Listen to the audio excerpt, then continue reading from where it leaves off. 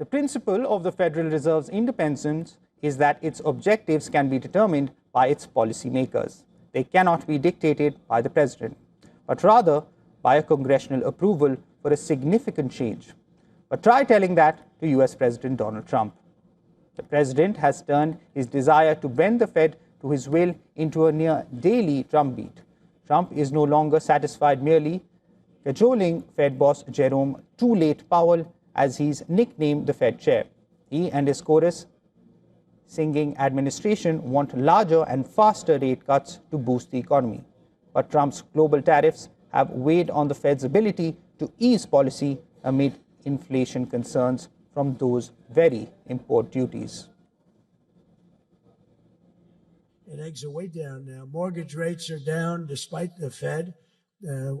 Scott, you got to work on this guy. He's got some real mental problems. No, he's something wrong with him. It's just sweet. I'll be honest. I'd love to fire his ass. He should be fired. Guy's grossly incompetent, and he should be sued for spending $4 billion to build a little building. I'm building a ballroom that's going to cost a tiny fraction of that, and it's bigger than the whole thing put together. You got to work on him, Scott.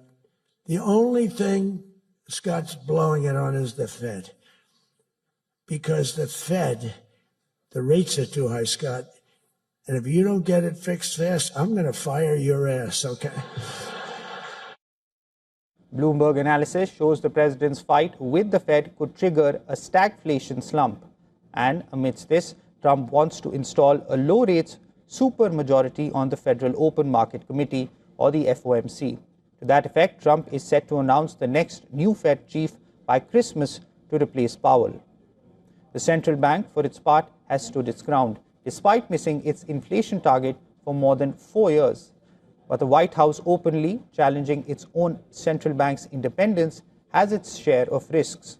In addition, record-high government debt and Trump's brinksmanship means American assets no longer inspire the same confidence they once did.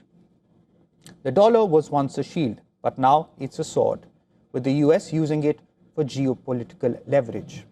As a result, the global south is losing faith in the dollar. At the turn of the century, the dollar accounted for more than 70% of global forex reserves. Now it's less than 60%.